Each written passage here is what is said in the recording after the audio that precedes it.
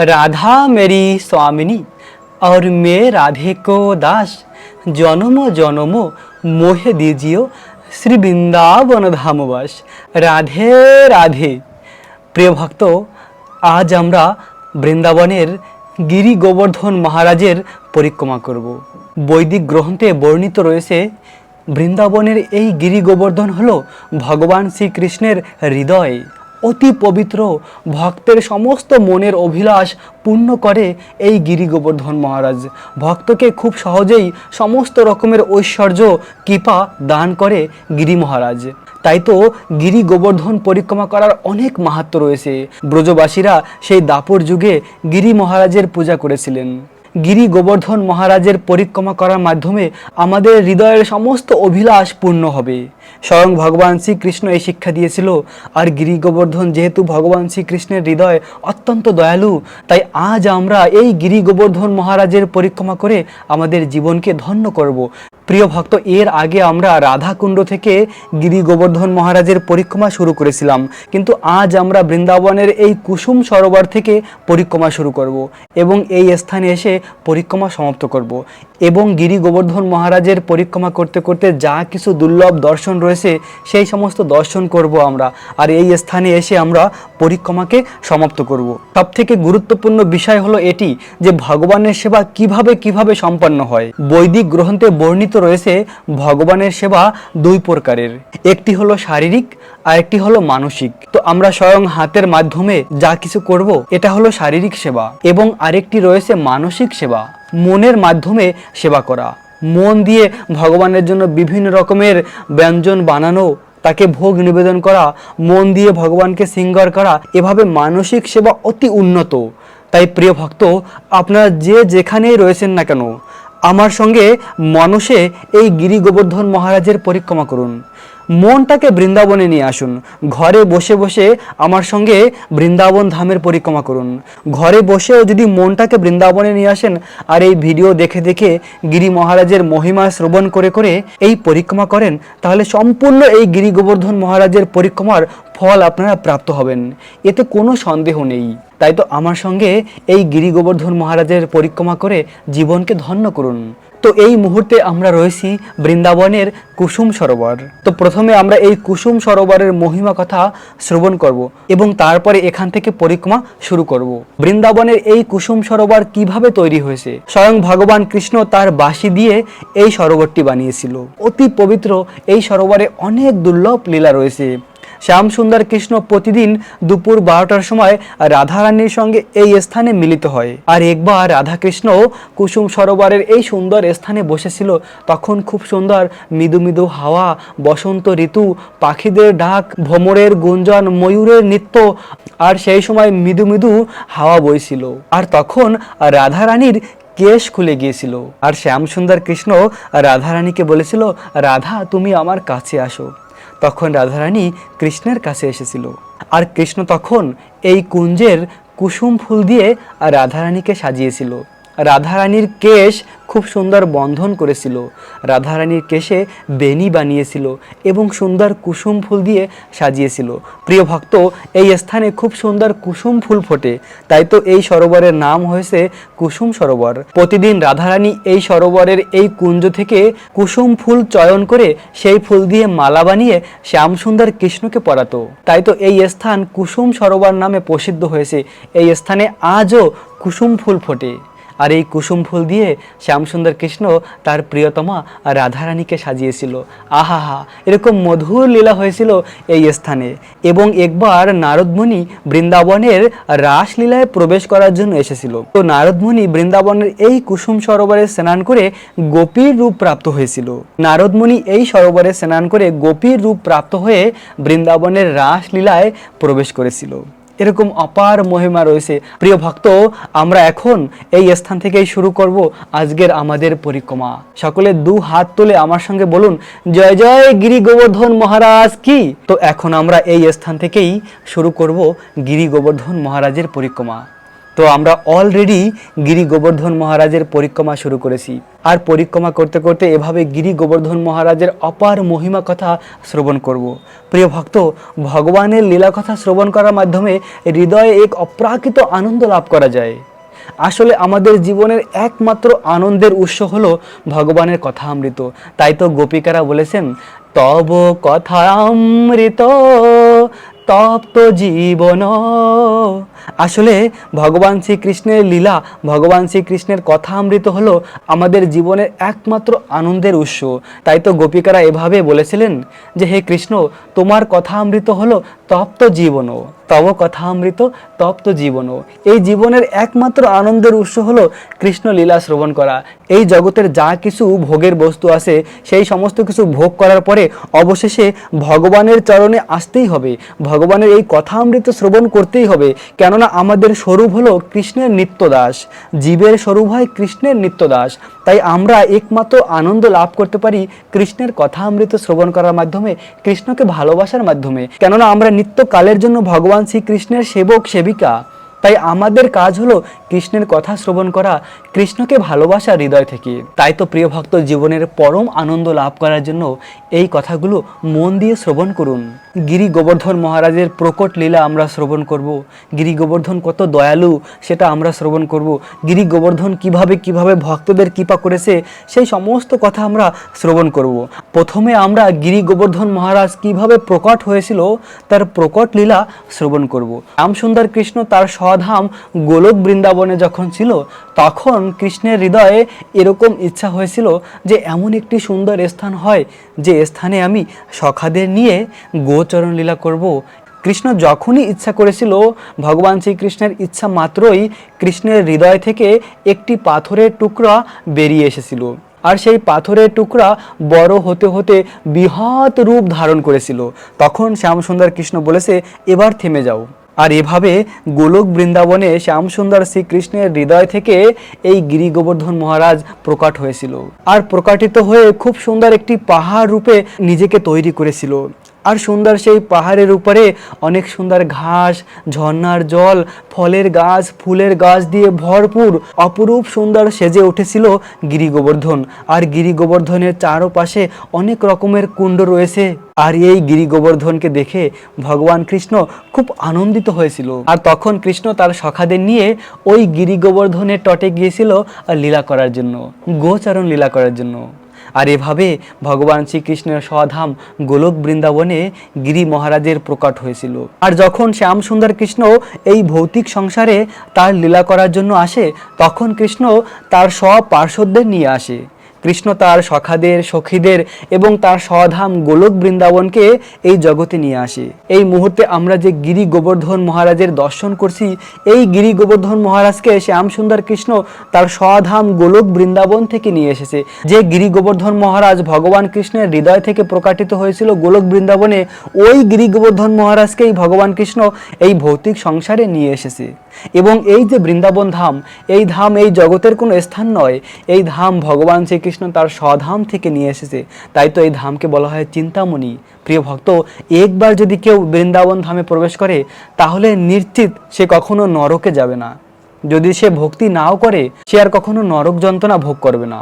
আর একবার যদি এই বৃন্দাবন ধামে এসে কেউ ভগবানের ভক্তি করে, ভগবানকে ভালোবাসে, তাহলে তার মুক্তি নিশ্চিত, তাহলে সে ভগবানকে অবশ্যই প্রাপ্ত হয়। আর যদি কেউ এভাবে গিরি গোবর্ধন মহারাজের পরিক্রমা করে, আর এভাবে গিরি গোবর্ধনের মহিমা কথা শ্রবণ করে, তা সে বৃন্দাবনে এসেই করুক, আর না হলে ঘরে বসেই করুক। মনটা হলো আসল। মনটা যদি আমরা বৃন্দাবনে নিয়ে আসি, তাহলে আমরা দূরে বসেও বৃন্দাবনে আসার ফল প্রাপ্ত হতে পারি। তাই তো ভগবান কৃষ্ণ বলেছে, মন্মনা ভাব মদ্ভক্ত মজ্জাজি মাম নমস্কুরু। তোমার মনটাকে আমাকে অর্পণ করো, আমার পূজা করো, আমাকে নমস্কার করো। আসলে আমাদের মনটাই হলো আসল। হৃদয়টা যদি কৃষ্ণকে দান করি, তাহলে কৃষ্ণ প্রসন্ন। আর হৃদয় থেকে কৃষ্ণকে ভালোবাসা উচিত। তাই তো প্রিয় ভক্ত, আপনার যে যেখানেই থাকুন না কেন, যতটাই দূরে থাকুন না কেন, ওই স্থানে বসে মনটাকে নিয়ে আসুন বৃন্দাবনে। তো এভাবে এই গিরি গোবর্ধন মহারাজ গোলক বৃন্দাবনে প্রকাটিত হয়ে এই ভৌতিক সংসারে এসেছিল। আর এভাবে যখন এই গিরি মহারাজ এখানে প্রকাট হয়েছে এই জগতে, তখন শ্যামসুন্দর কৃষ্ণ যখন লীলা করেছে, তার সখাদের নিয়ে প্রতিদিন কৃষ্ণ এই গিরি গোবর্ধনের তটে এসে অনেক প্রেমময়ী লীলা করেছে। ভগবান শ্রীকৃষ্ণ প্রতিদিন সকাল হলেই তার সখাদের নিয়ে এই গিরি গোবর্ধন মহারাজের তটে এসে গোচরণ লীলা করত। কৃষ্ণ গাভীদের পালন করত আর সখাদের নিয়ে পিকনিক করত। এভাবে গাভীরা গিরি গোবর্ধন মহারাজের যে ঘাস রয়েছে সেই ঘাসকে তারা খেয়ে অনেক পুষ্টি লাভ করত আর দুধ প্রদান করত। আর গিরি গোবর্ধন মহারাজ এভাবে কৃষ্ণ আর কৃষ্ণর সখাদের, কৃষ্ণের গাভীদের অনেক সেবা করেছে। গিরি গোবর্ধনের ঝর্ণার জল কৃষ্ণের সখাদের পান করাতো এবং গিরি গোবর্ধনের পাশে অনেক ফলের গাছ ছিল। সেই ফলের গাছের ফল গিরি গোবর্ধন মহারাজ কৃষ্ণ আর কৃষ্ণের সখাদের প্রদান করত। এভাবে অনেক অনেক সেবা করেছে গিরি গোবর্ধন ভগবান শ্রীকৃষ্ণ আর কৃষ্ণের সখাদের, কৃষ্ণের গাভীদের। আর এভাবে অনন্য সেবা করার মাধ্যমে গিরি গোবর্ধন ভগবান শ্রীকৃষ্ণের অত্যন্ত প্রিয় হয়েছিল। সম্পূর্ণভাবে নিজের সবকিছু প্রদান করেছে গিরি গোবর্ধন ভগবান শ্রীকৃষ্ণকে। আর ভগবান শ্রীকৃষ্ণ এই গিরি গোবর্ধন মহারাজের প্রতি খুব প্রসন্ন ছিল। তাই তো ভগবান শ্রীকৃষ্ণ ব্রজবাসীদের বলেছিল, তোমরা ইন্দ্রদেবের পূজা বন্ধ করে গিরি গোবর্ধন মহারাজের পূজা করো। কেননা গিরি গোবর্ধন মহারাজের থেকে আমরা সব কিছু লাভ করি। গিরি গোবর্ধনের এই সুন্দর ঘাস, গিরি গোবর্ধনের ঝর্ণার জল, গিরি গোবর্ধনের ফল ফুল সব কিছু আমরা গিরি গোবর্ধন থেকে লাভ করি। তাই তো আমরা সকল ব্রজবাসীরা গিরি গোবর্ধন মহারাজের পূজা করব। এভাবে নন্দ মহারাজকে খুব সুন্দরভাবে বুঝিয়েছিল শ্যামসুন্দর কৃষ্ণ। আর নন্দ মহারাজকে বুঝিয়ে রাজি করেছিল। আর নন্দ মহারাজও রাজি হয়েছিল। তার পুত্র শ্যামসুন্দর কৃষ্ণের মধুর বচন শুনে নন্দ মহারাজ রাজি হয়েছিল আর গিরি গোবর্ধন মহারাজের পূজা করেছিল। আর সমস্ত ব্রজবাসীরা অনেক কিছু বানিয়ে নিয়ে এসেছিল গিরি গোবর্ধন মহারাজের জন্য। যে যা কিছু পেরেছে সমস্ত কিছু বানিয়ে গিরি গোবর্ধন মহারাজের কাছে এসে ভোগ নিবেদন করেছিল।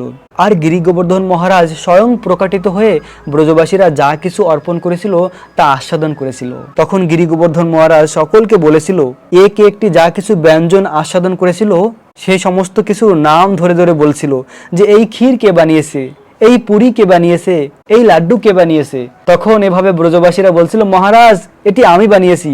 তো তখন ব্রজবাসীরা যে যা কিছু গিরি গোবর্ধন মহারাজের কাছে বরদান চেয়েছিল সকলকে গিরি গোবর্ধন মহারাজ বরদান দিয়েছিল। আর এভাবে গিরি গোবর্ধন পূজা সম্পূর্ণ হওয়ার পরে শ্যামসুন্দর কৃষ্ণ বলেছিল ব্রজবাসীদের, এবার তোমরা সবাই মিলে এই গিরি গোবর্ধনকে পরিক্রমা করো, গিরি গোবর্ধন মহারাজের পরিক্রমা করো। আর সেই থেকে আজও ভক্তরা এই গিরি গোবর্ধন মহারাজের পরিক্রমা করে চলছে। কেননা এই গিরি গোবর্ধন স্বয়ং প্রকাটিত। এই গিরি গোবর্ধন মহারাজের পরিক্রমা করার মাধ্যমে ভক্তদের মনের সমস্ত অভিলাষ পূর্ণ হয়। তো কৃষ্ণ যখন সখাদের নিয়ে লীলা করার জন্য আসতো, তো গাভীরা আগে আগে চলে বৃন্দাবনের এই ধুলাকে একদম সফট করে দিত, নরম করে দিত, যেন কৃষ্ণের পায়ে কোনো ব্যথা না লাগে। কৃষ্ণ এই ভূমি দিয়ে বিচারণ করেছে সখাদের নিয়ে, গাভীদের নিয়ে।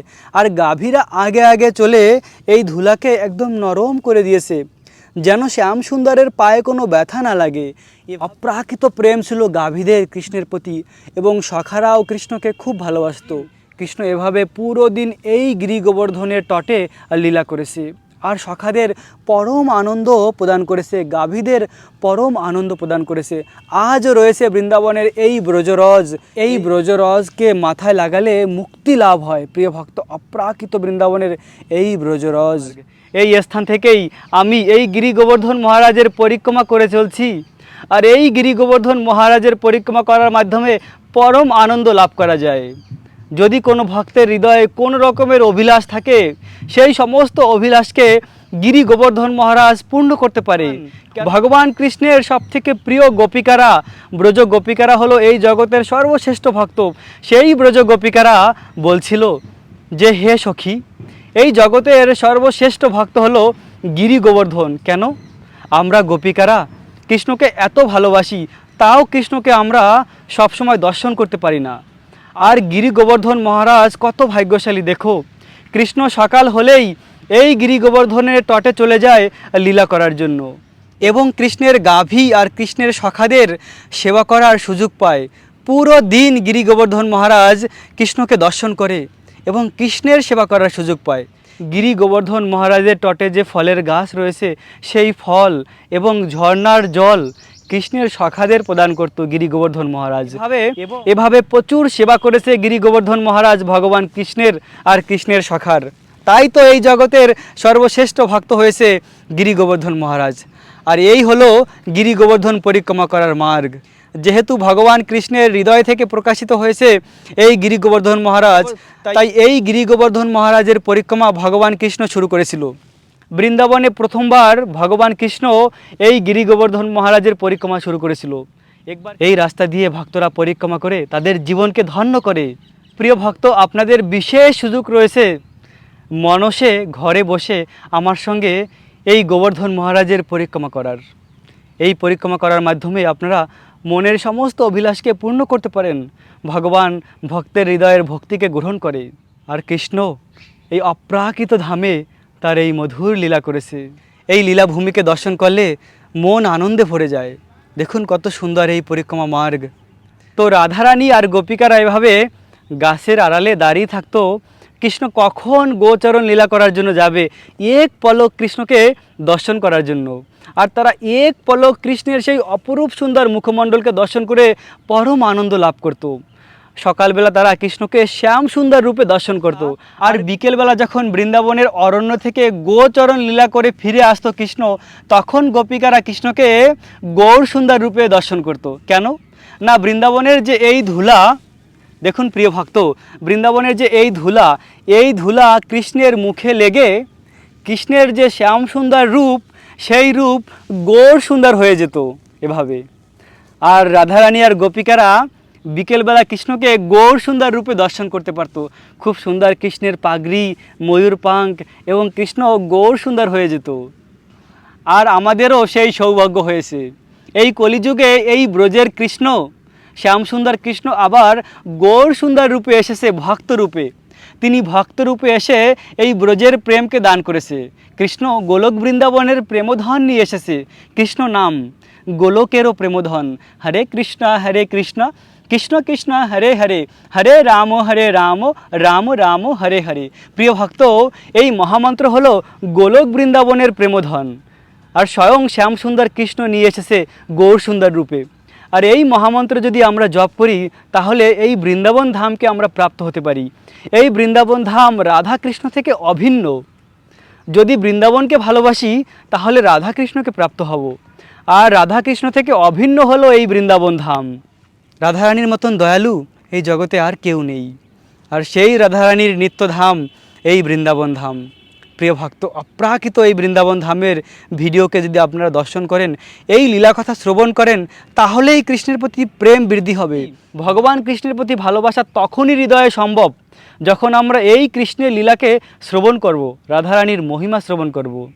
রাধারানী কত দয়ালু, কৃষ্ণ কত দয়ালু। যদি কেউ রাধাকুণ্ড অথবা কুসুম সরোবরের জলে আসমান করে সংকল্প করে এই গিরি গোবর্ধন মহারাজের 3 বার পরিক্রমা করে, তাহলে সে যা কিছু মনে অভিলাষ করবে সেই অভিলাষ গিরি গোবর্ধন মহারাজ পূর্ণ করে। সেটা যদি কেউ বৃন্দাবনে এসে নাও করতে পারে, মানসিকভাবে ঘরে বসেও করে, তাহলেও সে সেই একই ফল প্রাপ্ত হবে।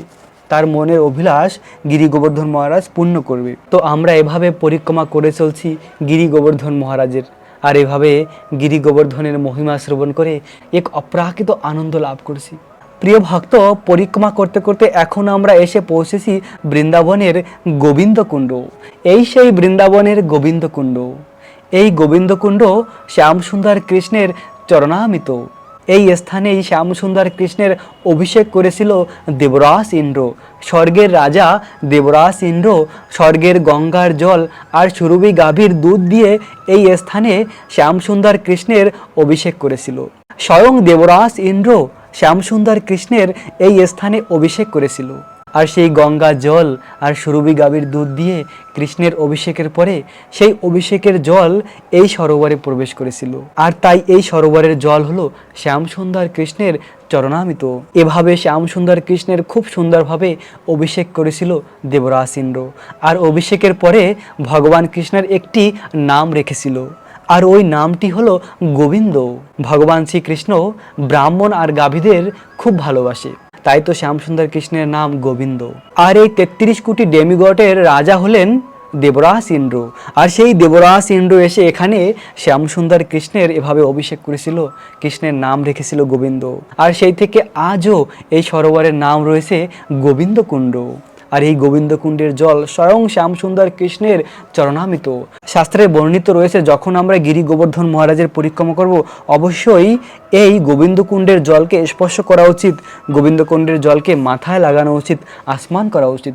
এই স্থানকে পরিক্রমা করেই এগিয়ে যেতে হয় গিরি গোবর্ধন মহারাজের দিকে। তাই তো প্রিয় ভক্ত, আমরা এই গিরি গোবর্ধন মহারাজের পরিক্রমা করতে করতে এই পবিত্র গোবিন্দকুণ্ডের মহিমাকেও শ্রবণ করে নিলাম। তো আমরা এভাবে পরিক্রমা করে চলছি গিরি গোবর্ধন মহারাজের। গিরি গোবর্ধনের এত সৌভাগ্য, সর্বক্ষণ কৃষ্ণের অপরূপ সুন্দর মুখমণ্ডলকে দর্শন করতে পারে।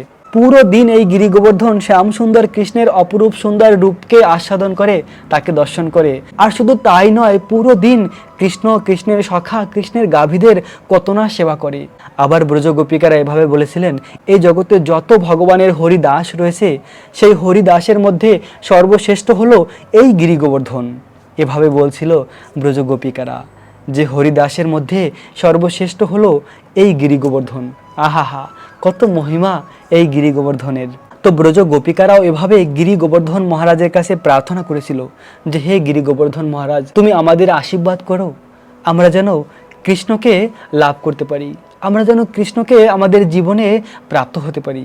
গিরি গোবর্ধন মহারাজের কাছে প্রার্থনা করেছিল ব্রজ গোপিকারা। আসলে ব্রজ গোপিকারা হলো এই জগতের সর্বশ্রেষ্ঠ ভক্ত, আর যে যত শ্রেষ্ঠ ভক্ত সে তত নিজেকে ছোট মনে করে। আসলে ব্রজ গোপিকারা এতই মহান ভক্ত, এত শ্রেষ্ঠ হওয়ার পরেও তারা কত রকমের কত কিছু করেছে কৃষ্ণকে লাভ করার জন্য। ব্রজ গোপিকারা কাকতায়নী দেবীর পূজা করেছিল কৃষ্ণকে প্রতিরূপে লাভ করার জন্য, গিরি গোবর্ধন মহারাজের কাছে প্রার্থনা করেছিল, ব্রহ্মাজির কাছে প্রার্থনা করেছিল, সকলের কাছে প্রার্থনা করেছিল এই ব্রজ গোপিকারা কৃষ্ণকে লাভ করার জন্য। যদিও এই ব্রজ গোপিকারা হলো সর্বশ্রেষ্ঠ ভক্ত, এই 33 কোটি ডেমিগড, ব্রহ্মা, শিব এদেরও ঊর্ধ্বের স্থান হলো ব্রজ গোপিকাদের। ব্রজ গোপিকাদের স্থান সর্বশ্রেষ্ঠ স্থান, কেননা কৃষ্ণের নিত্য সঙ্গিনী হলো ব্রজ গোপিকারা। এরকম শ্রেষ্ঠ ভক্ত হওয়া সত্ত্বেও ব্রজ গোপিকারা তাও সকলের কাছে প্রার্থনা করেছিল কৃষ্ণকে প্রাপ্ত করার জন্য। এটা হলো ভক্তের দৈনতা। প্রিয় ভক্ত, ভক্ত যতটাই উন্নত হোক না কেন, যতই ভক্ত উন্নত হয় তত নিজেকে দৈন্য করে, নিজেকে ততটাই ছোট করে ফেলি। এই ব্রজ গোপিকাদের প্রেম হলো এই জগতের সর্বশ্রেষ্ঠ প্রেম। ব্রজ গোপিকাদের মতন শ্রেষ্ঠ ভক্ত আর কেউ নেই। আর ব্রজ গোপিকাদের চূড়ামণি হলো শ্রীমতী রাধারানী। রাধারানী হলো সর্বশ্রেষ্ঠ ভক্ত। আর রাধারানী আর গোপিকাদের মনের অভিলাষ ছিল কৃষ্ণকে যদি অপলক নয়নে দর্শন করতে পারতাম, কৃষ্ণ যদি এমন কোনো লীলা করত যে লীলার মাধ্যমে আমরা কৃষ্ণকে অপলক নয়নে দর্শন করতে পারি। তাই তো শ্যাম সুন্দর কৃষ্ণ এই গিরি গোবর্ধন ধারণ লীলা করেছিল। শ্যাম সুন্দর কৃষ্ণ যেহেতু প্রতিদিন সকাল হলেই বৃন্দাবনের অরণ্যে অরণ্যে চলে যেত লীলা করার জন্য, ব্রজ গোপিকারা শ্যাম সুন্দর কৃষ্ণকে ভালোভাবে দর্শন করতে পারতো না। তাই তাদের মনের অভিলাষ ছিল এমন যদি কোনো লীলা হতো যে লীলার মাধ্যমে আমরা অপলক নয়নে কৃষ্ণকে দর্শন করতে পারবো। কৃষ্ণ গোপিকাদের মনের অভিলাষ জানতে পারে, তাই তো কৃষ্ণ তাদের অভিলাষকে পূর্ণ করার জন্য কৃষ্ণ এই গিরি গোবর্ধন ধারণ লীলা করেছিল। এই গিরি গোবর্ধন ধারণ লীলার মাধ্যমে কৃষ্ণ গোপিকাদের অনন্ত আনন্দ দিয়েছিল। এভাবে ব্রজবাসীদের রক্ষা করার জন্য শ্যামসুন্দর কৃষ্ণ গিরি গোবর্ধনকে তার বাম হাতের ছোট অঙ্গুলিতে কৃষ্ণ ধারণ করেছিল। আর এই সমস্ত কিছু কৃষ্ণের ইচ্ছার মাধ্যমে হয়েছিল। কৃষ্ণ এই লীলা একমাত্র করেছিল গোপিকাদের আনন্দ দেওয়ার জন্য। তাই তো শ্যামসুন্দর কৃষ্ণ দেবরাজ ইন্দ্রের মাধ্যমে এই লীলাকে বানিয়েছিল। কৃষ্ণ এভাবে গিরি গোবর্ধনকে 7 দিন 7 রাত পর্যন্ত ধারণ করেছিল। আর শ্যামসুন্দর কৃষ্ণের সামনে ছিল তার প্রিয় গোপিকারা আর রাধারানী। আর রাধারানীর মনের যে অভিলাষ ছিল কৃষ্ণকে অপলক নয়নে দর্শন করার জন্য, সেই অভিলাষ কৃষ্ণ পূর্ণ করেছে। কৃষ্ণ তার ভক্তের সমস্ত অভিলাষকে পূর্ণ করে। তাই তো ভগবান কৃষ্ণকে বলা হয় ভক্তবৎসল। কৃষ্ণ হলো ভক্তবৎসল, ভক্তের সমস্ত হৃদয়ের অভিলাষকে কৃষ্ণ পূর্ণ করে। তাই তো কৃষ্ণকে বলা হয় ভক্তবৎসল। আর এই ভক্তবৎসল ভগবান কৃষ্ণ তার প্রিয় গোপিকাদের মনের ইচ্ছাকে এভাবে পূর্ণ করেছিল, অপলক নয়নে তাদেরকে দর্শন দিয়েছিল। এক হাতে কৃষ্ণ গিরি গোবর্ধনকে ধারণ করেছিল, আর এক হাতে কৃষ্ণ বাঁশি বাজিয়েছিল। আর এই অপরূপ সুন্দর কৃষ্ণের রূপকে গোপিকারা দর্শন করেছিল। আহাহা, গোপিকারা কত আনন্দ লাভ করেছে কৃষ্ণকে এভাবে দর্শন করে। তো আমরাও এভাবে এই গিরি গোবর্ধন মহারাজের পরিক্রমা করে গিরি গোবর্ধন মহারাজের কাছে প্রার্থনা করব যে হে গিরি গোবর্ধন মহারাজ, আমাদের হৃদয়ের একটি অভিলাষ, আমাদের কৃষ্ণ ভক্তি দান করো, কৃষ্ণ প্রেম দান করো। প্রিয় ভক্ত, এই দুর্লভ মনুষ্য জন্ম লাভ করে আমাদের একমাত্র ভগবানের কাছে এটি প্রার্থনা করা উচিত, কৃষ্ণ প্রেম। তাই এই গিরি গোবর্ধন মহারাজের পরিক্রমা করে আমরা হৃদয়ে একটি অভিলাষ রাখতে পারি, সেটি হলো অনন্য ভক্তি প্রেম যেন আমরা লাভ করতে পারি। গিরি গোবর্ধন সমর্থ কৃষ্ণ প্রেম দান করার জন্য। গিরি গোবর্ধন যে কাউকে কৃষ্ণ প্রেম দান করতে পারে, তার কাছে কৃষ্ণ প্রেম রয়েছে, কেননা গিরি গোবর্ধন শ্রীকৃষ্ণের হৃদয়। তাই গিরি গোবর্ধন মহারাজ যদি আমাদের প্রতি প্রসন্ন হয়, তিনি অবশ্যই আমাদের কৃষ্ণ প্রেম দান করতে পারে। প্রিয় ভক্ত, এভাবে গিরি গোবর্ধন মহারাজের পরিক্রমা করে করে আমরা অনেকটা পরিক্রমা করে এগিয়ে এসেছি। গিরি গোবর্ধন মহারাজের অর্ধেকটার বেশি আমরা পরিক্রমা অলরেডি করে নিয়েছি। উদ্ধব কুণ্ডের কাছাকাছি পৌঁছে গিয়েছি পরিক্রমা করে করে। শ্যাম সুন্দর কৃষ্ণ যখন বৃন্দাবন ছেড়ে মথুরা চলে যায়, তখন কৃষ্ণ তার প্রিয় সখা উদ্ধবকে পাঠিয়েছিল বৃন্দাবনে ব্রজ গোপিকাদের সান্ত্বনা দেওয়ার জন্য। ব্রজ গোপিকাদের সান্ত্বনা দিয়েছিল, ব্রজ গোপিকাদের কৃষ্ণের কথা অমৃত শ্রবণ করিয়েছিল। এবং উদ্ধব এসেছিল বৃন্দাবনে ব্রজ গোপিকাদের জ্ঞান প্রদান করার জন্য। কিন্তু ব্রজ গোপিকাদের এই অপ্রাকৃত প্রেম দেখে উদ্ধবও ভগবানের কাছে প্রার্থনা করেছিল, গোপিকাদের কাছে প্রার্থনা করেছিল। উদ্ধব বুঝতে পেরেছিল এই জগতের সর্বশ্রেষ্ঠ ভক্ত হলো এই ব্রজ গোপিকারা। ব্রজ গোপিকাদের থেকে শ্রেষ্ঠ ভক্ত এই জগতে আর কেউ নেই। উদ্ধবজিও ভগবানের শ্রেষ্ঠ ভক্ত, তিনি বুঝতে পেরেছিল গোপিকাদের মহিমা। তাই তো উদ্ধব ভগবানের কাছে প্রার্থনা করেছিল, হে ভগবান, আমি তোমার কাছে এই প্রার্থনা করি, আমাকে এই বৃন্দাবনের উদ্ধব কুণ্ডের পাশে গুল্ম তরুলতা বানিয়ে দাও, আমাকে এই লতা পাতা বানিয়ে দাও। কেন না, আমি যদি এই লতা পাতা তিন হয়ে এই বৃন্দাবনের উদ্ধব কুণ্ডের পাশে থাকি, তাহলে তোমার প্রিয় ভক্ত ব্রজ গোপিকারা এই রাস্তা দিয়ে যখন হেঁটে যাবে, তখন ব্রজ গোপিকাদের দুর্লভ চরণ ধুলি আমি প্রাপ্ত হব। প্রিয় ভক্ত, এই জগতের সব থেকে দুর্লভ হলো শুদ্ধ ভক্তের চরণ ধুলি আর শুদ্ধ ভক্তের মহাপ্রসাদ। শুদ্ধ ভক্ত মহাপ্রসাদ আস্বাদন করার পরে যে প্রসাদ বেঁচে থাকে, ওই প্রসাদ যদি কেউ খেতে পারে, তাহলে সে নিশ্চিত কৃষ্ণ প্রেম প্রাপ্ত হতে পারে। আর ভক্তের চরণ ধুলি যদি কেউ মাথায় লাগায়, তাহলে সে অবশ্যই কৃষ্ণ প্রেম লাভ করে। তাই তো বৃন্দাবনের যত ধুলা রয়েছে, এই সমস্ত ধুলা হলো গোপিকাদের চরণ ধুলি। গোপিকারা এই বৃন্দাবনের উপরে বিচরণ করেছে আর তাদের চরণধুলি আজও রয়েছে। তাই বৃন্দাবনের ধুলা যদি আমরা মাথায় লাগাই, তাহলে আমরা মুক্তি প্রাপ্ত হতে পারি। এরকম অপার মহিমা রয়েছে। একবার মুক্তি দেবী ভগবান কৃষ্ণকে বলেছিল, হে কৃষ্ণ, আমি সকলকে মুক্তি প্রদান করি, আমার মুক্তি কিভাবে হবে? তখন কৃষ্ণ বলেছে, তুমি বৃন্দাবনের ধুলা মাথায় লাগাও, তাহলে তোমারও মুক্তি হয়ে যাবে। এভাবে বৃন্দাবনের ধুলার মহিমা, আহাহা। তো প্রিয় ভক্ত, বৃন্দাবনের উদ্ধব কুণ্ডের পাশে এখনো উদ্ধবজি রয়েছে তপস্যা করে। কার না? ব্রজ গোপিকাদের, ভগবান কৃষ্ণের তপস্যা করে, রাধারানীর তপস্যা করে, রাধা কৃষ্ণের মন্ত্র জপ করে এভাবে উদ্ধব পরম আনন্দ লাভ করে বৃন্দাবনের এই উদ্ধব কুণ্ডে। তো আমরা উদ্ধব কুণ্ড থেকে এগিয়ে যাচ্ছি। প্রিয় ভক্ত, এখন আমরা পৌঁছে যাব রাধা কুণ্ড আর শ্যাম কুণ্ডে। তো এখন আমরা এসে পৌঁছেছি বৃন্দাবনের অতি পবিত্র রাধা কুণ্ড আর শ্যাম কুণ্ড। এই রাধা কুণ্ড হলো রাধারানীর থেকে অভিন্ন, আর শ্যামকুণ্ড হলো শ্যাম সুন্দর কৃষ্ণ থেকে অভিন্ন। রাধাকুণ্ড স্বয়ং রাধারানী তার সখীদের নিয়ে বানিয়েছিল, আর শ্যামকুণ্ড শ্যাম সুন্দর কৃষ্ণ তার পায়ের গোড়ালে দিয়ে বানিয়েছিল। বহুলা অষ্টমীর দিন এই রাধাকুণ্ড আর শ্যামকুণ্ড প্রকাট হয়েছিল। কার্তিক মাসের পবিত্র তিথি বহুলা অষ্টমী, আর ওই বহুলা অষ্টমীর দিন এই রাধাকুণ্ড আর শ্যামকুণ্ডের প্রকট দিন। ওই দিনে প্রকাটিত হয়েছিল রাধাকুণ্ড আর শ্যামকুণ্ড। এই ব্রহ্মাণ্ডের সব থেকে পবিত্র স্থান এই রাধাকুণ্ড আর শ্যামকুণ্ড। আর রাধাকুণ্ড হলো রাধারানীর তরল রূপ, আর শ্যামকুণ্ড হলো শ্যামসুন্দর কৃষ্ণের তরল রূপ। এভাবে এই অপরূপ সুন্দর রাধাকুণ্ড আর শ্যামকুণ্ড রাধা কৃষ্ণ থেকে অভিন্ন। ভগবান শ্রীকৃষ্ণ রাধারানীকে বলেছিল, হে রাধা, তোমার এই রাধাকুণ্ড আমার অতি প্রিয়। তাই এই তোমার রাধাকুণ্ডকে যে ভালোবাসবে, রাধাকুণ্ডের জলকে পান করবে, মাথায় লাগাবে, সে আমার অত্যন্ত প্রিয় হয়ে যাবে। আর রাধারানী বলেছিল, হে শ্যামসুন্দর, তোমার এই শ্যামকুণ্ড আমার অত্যন্ত প্রিয়। তোমার এই শ্যামকুণ্ডের জল যে পান করবে, শ্যামকুণ্ডের জলকে মাথায় লাগাবে এবং তোমার এই শ্যামকুণ্ডকে যে পরিক্রমা করবে, সে আমার অত্যন্ত প্রিয় হয়ে যাবে। তাই তো এই রাধাকুণ্ড আর শ্যামকুণ্ডকে যদি আমরা একসঙ্গে পরিক্রমা করি, তাহলে আমরা রাধাকৃষ্ণের অপ্রাকৃত কৃপা প্রাপ্ত হতে পারি।